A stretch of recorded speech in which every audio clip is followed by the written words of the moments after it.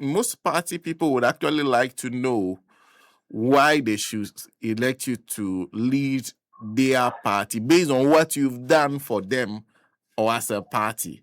So is this not rather the way to go, where you justify your inclusion, sort of? You are justifying the reason you deserve to be the flag bearer of the MPP before even going to the presidency.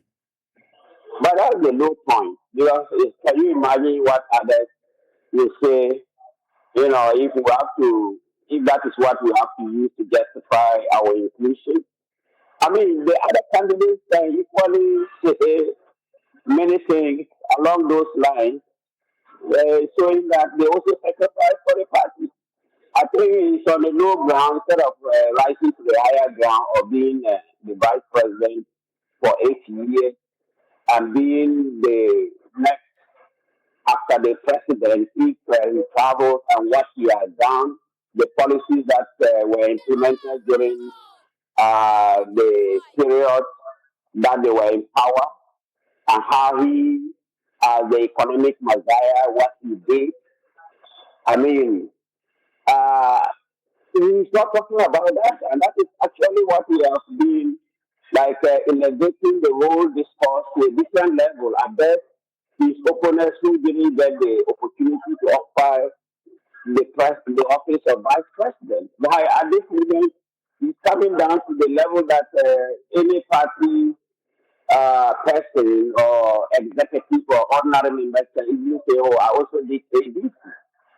So I don't think this is the way to sell himself as the immediate vice president of the country. Mm. So for you, he should be talking about the record of the government and how he's used that to help the party members. Exactly. I mean, is that not something that is mightier and more substantive than, oh, I sacrificed, I left this job and came, I was in court. And then you remember how I said, you and I were not there. All these things people have used to make mockery of him. So what are you talking about? I mean, you are the vice president, the former vice president of the country. What did you do to support the then president to deliver on the promises of the party? You are not talking about that. And then that means that you didn't do anything as vice president. So you are going to the level of ordinary members of the party to say, oh, I sacrificed, I did this, and I did that, which everybody can equally match that record by saying, oh, by the way, I also did ABC. So I just think that it's a bad way to market himself. Mm. But do you also not think it's also his way of responding to suggestions that, oh, you were just brought into the party, handed the running mates, and ever since then you've been on a roller coaster ride. You've been one running mate after the other. You have not really worked for the party. That is always also his way of responding to that suggestion. But that one is once somebody has become the vice president of the party, where I mean that history, that chapter of the history, I think, even if it's not close, I don't think many people will be looking at that. I mean, supposing you were vice president and you did really good things, that improved the lives of people, that led to the transformation of the economy as he projected himself as a vice presidential candidate. Who will be thinking about where he came from? That he didn't come from the party and all that. Who will be thinking about that? They will be thinking of your record. Anybody talking about where he came from, it's too late in the day to be talking about those things because the person has become the vice president of the country through your party. So what message do you define is message or the person came from outside the party? So I thought he is going down the level of people who are not at his level. I mean, he has descended so low to the level of some people who shouldn't be playing small way. To be talking about, oh, this is what I did. I left one job and resigned and came. I was at the court and all that. These are quite, insignificant contribution that a vice president can be talking about. Having occupied the higher the higher office or the high office of vice president and now trying to sell himself as the flag bearer, then he goes back to those things. I think it's too low. It's too low for him. I see. But you said something. You said the MPP were smart to start this whole process early. Yes. There are those who feel that that's actually not the smart way to go, because what you're doing essentially is saying, when you elect one person. So let's take, for example, Dr. Bawumia is elected. What Mm. you'll be left with is the burden of organizing the party and putting it in or structuring it in a way that's able to take the party to the next election. So we'll be left to Dr. Bawumia alone. All these people who are put up themselves to be flag bearers will just take a step back and say, let him do it, which will become a Herculean task. That you put the machinery in order before you elect the leader. People say you put the vehicle in order before you elect who will drive it. If the vehicle is in a very bad shape, why find a driver before trying to put the vehicle in order? What do you make of all these arguments as against what you're saying? Yeah,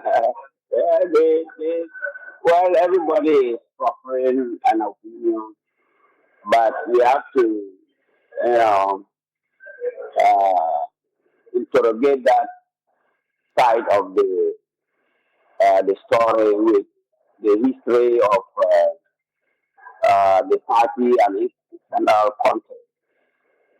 Most often, internal context of political parties are normally very, tough. They lead to all kinds of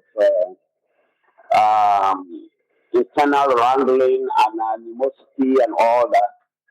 People become dissatisfied and all that, which are all normal of party politics. But what is clear is that after all that, they people begin to come together and being rational politicians, and that is a key characteristic or personality trait of a democratic leader, that you are able to lose and then accept the loss and then come back and then work with whoever has won. And so far, I think that party has demonstrated that whenever the internal context and everything is over, they come back together. So I don't see that this would be different, even if they decided to hold this early. I think it would rather give them enough time to, build bridges to those people who are dissatisfied with the process. And then by the time they get to 2027, they would have been a united party and can really present themselves as a united party instead of waiting to start washing their dirty linen in public when it's getting closer to the election. So for me, I would think that historically this is the best strategy. I see. You seem to be one of the few persons who agree with this strategy, because there are those who say you just came out of a loss. The very last thing you want to be doing is having this kind of ugly contest. It just splits up the party more. But you seem to say smart strategy. Yeah, I think it's a smart strategy because it's never too early to start a very, uh, grueling and then very divisive process that you need to start by all means. You cannot escape it. And then to start building, maybe just like creative destruction. You destroy and then rebuild. So, I mean, you are going to destroy and rebuild. So it's better you start it early. For me, I will think that it's smart strategy. Hmm. Interesting.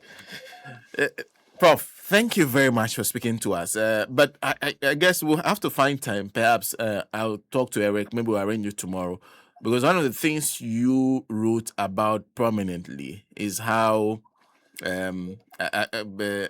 is what you see as the biggest challenge to the fight against this sort of mining that's destructive to our environment.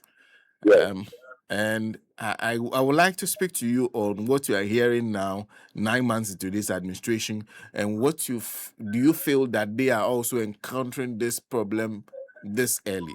So we'll Yes. arrange it and then call you on the phone line and have a conversation with you on it. Fantastic. I look forward to it. I'm actually in a conference Mm. organized by ACDES and RDS on equity in extractive industry. So Okay. yesterday I presented the book in the conference, and it just caught fire. I mean, it was like everybody was jumping in, and they are, trying to find a strategy, what can be done based on the findings of the book, especially what are described as the shadow state. How can the shadow state be dismantled? So I look forward to having that discussion with you. Yeah, it will be great. Prof, thank you. Thank you very much as Thank always. you very much. Thank you. Professor Jasper Ayelazuno is associate professor of political science, University of Development Studies, speaking to us.